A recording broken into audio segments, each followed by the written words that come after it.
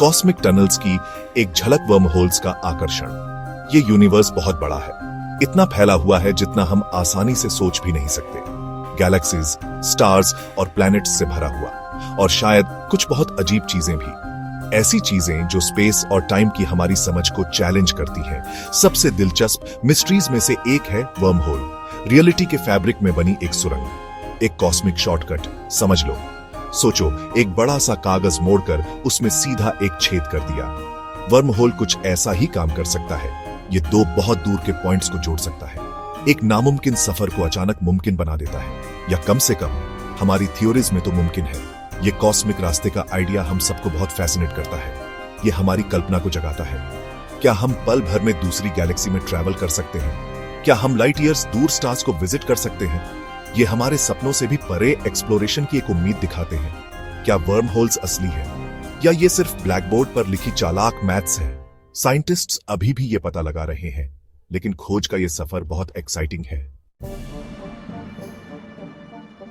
Space time shortcut को आसान बनाते हैं। तो आसान शब्दों में वर्म होल क्या है? सोचो, स्पेस टाइम एक बड़ी लचीली चादर जैसा है। ये चादर मुड़ सकती है, इसमें बल पड़ सकते हैं। स्टार्स और प्लैनेट्स जैसे भारी ऑब्जेक्ट्स इस चादर में गड्ढे बनाते हैं। इसी को हम ग्रेविटी कहते हैं। वर्म होल एक थ्योरेटिकल टनल है, इस स्पेस टाइम चादर के बीच एक तरह का ब्रिज। ये स्पेस टाइम में दो अलग अलग पॉइंट्स को जोड़ता है। सोचो, तुम एक सेब पर एक चींटी हो, तुम्हें एक तरफ से दूसरी तरफ जाना है। तुम सेब के छिलके पर पूरा घूमकर जा सकते हो, या अगर किसी कीड़े ने सेब के आर पार सुरंग बनाई हो तो तुम उस टनल से जा सकते हो। वो बहुत जल्दी होगा, है ना?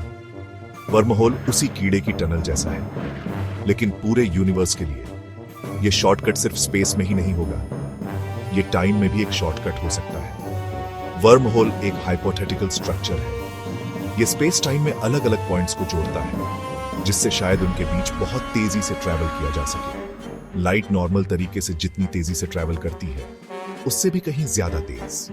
लेकिन एक पेंच है, बिल्कुल, ये टनल्स अगर हुई भी तो शायद बहुत अनस्टेबल होंगी। थ्योरी से पेपर तक, आइडिया के पीछे के साइंटिस्ट्स। वर्म होल का आइडिया कोई एकदम नया नहीं है।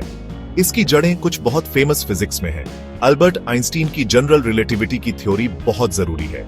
इस थ्योरी ने ग्रेविटी को देखने का हमारा नजरिया बदल दिया।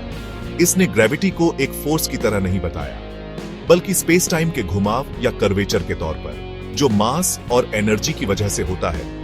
ये एक क्रांतिकारी कॉन्सेप्ट था। 1935 में अल्बर्ट आइंस्टीन और नेथन रोसन ने इसे एक्सप्लोर किया। उन्होंने जनरल रिलेटिविटी का इस्तेमाल किया।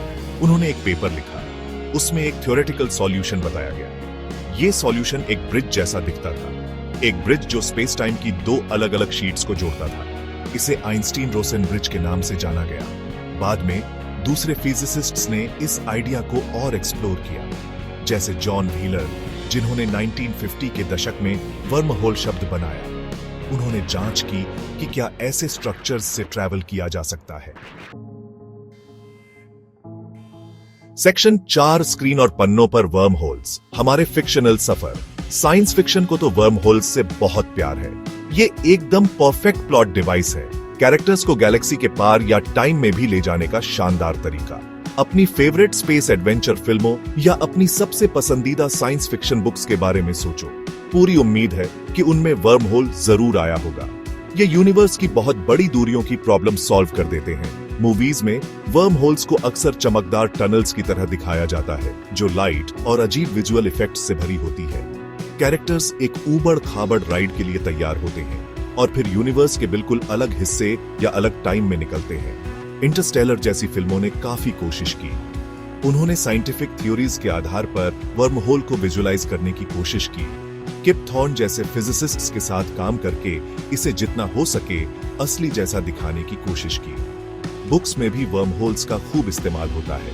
ऑथर्स इसके असर को और गहराई से एक्सप्लोर कर सकते हैं। सोसाइटी के लिए इसका क्या मतलब होगा अगर हम तुरंत कहीं भी ट्रैवल कर सकें?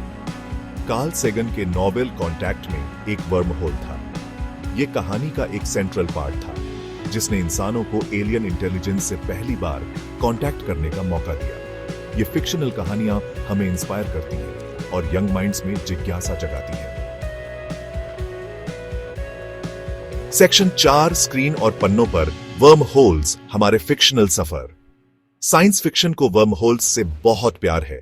ये परफेक्ट प्लॉट डिवाइस है, कैरेक्टर्स को गैलेक्सी के पार या टाइम में ले जाने का तरीका। अपनी फेवरेट स्पेस एडवेंचर फिल्मों या साइंस फिक्शन बुक्स के बारे में सोचो। पूरी उम्मीद है कि उनमें वर्म होल जरूर आया होगा। ये यूनिवर्स की दूरियों की प्रॉब्लम सॉल्व कर देते हैं। मूवीज में वर्म होल्स को चमकदार टनल्स की तरह दिखाया जाता है। कैरेक्टर्स एक ऊबड़ खाबड़ राइड के लिए तैयार होते हैं और फिर यूनिवर्स के अलग हिस्से या टाइम में निकलते हैं। इंटरस्टेलर जैसी फिल्मों ने काफी कोशिश की। उन्होंने साइंटिफिक थ्योरीज के आधार पर वर्महोल को विजुअलाइज करने की कोशिश की। बुक्स में भी वर्महोल्स का खूब इस्तेमाल होता है। ऑथर्स इसके असर को और गहराई से एक्सप्लोर कर सकते हैं। सोसाइटी के लिए इसका क्या मतलब होगा अगर हम तुरंत कहीं भी ट्रैवल कर सके। कार्ल सेगन के नॉवेल कॉन्टैक्ट में एक वर्महोल था। यह कहानी का एक सेंट्रल पार्ट था जिसने इंसानों को एलियन इंटेलिजेंस से पहली बार कांटेक्ट करने का मौका दिया। ये फिक्शनल कहानियां हमें इंस्पायर करती हैं और यंग माइंड्स में जिज्ञासा जगाती है। Section 5 cosmic cousins worm holes बनाम ब्लैक होल्स। लोग अक्सर वर्म होल्स और ब्लैक होल्स में कंफ्यूज हो जाते हैं। दोनों ही मिस्टीरियस हैं। दोनों ही आइंस्टीन की थ्योरीज से निकले एक्सट्रीम ऑब्जेक्ट्स हैं और दोनों में ही ग्रेविटी स्पेस टाइम को मोड़ती है। लेकिन ये दोनों अलग चीजें हैं। इन्हें कॉस्मिक कजन्स समझो, लेकिन अलग मंजिलों वाले। एक ब्लैक होल स्पेस टाइम का एक ऐसा एरिया है, इसका ग्रेविटेशनल खिंचाव इतना मजबूत होता है कि लाइट भी नहीं निकल सकती। एक बार इवेंट होराइजन पार कर लिया तो वापस नहीं आ सकते। ये सिंगुलैरिटी तक का एक वन वे ट्रिप है। Black holes cosmic vacuum cleaners की तरह होते हैं। वो चीजों को अंदर खींच लेते हैं। एक वर्म होल एक थ्योरेटिकल ब्रिज है। इसके दो मुंह होते हैं जो एक गले से जुड़े होते हैं। थ्योरी के हिसाब से तुम एक मुंह से अंदर जाकर दूसरे मुंह से बाहर निकल सकते हो। ब्लैक होल एक एंड पॉइंट है, जबकि वर्म होल एक संभावित रास्ता है। ये एक बड़ा फर्क है।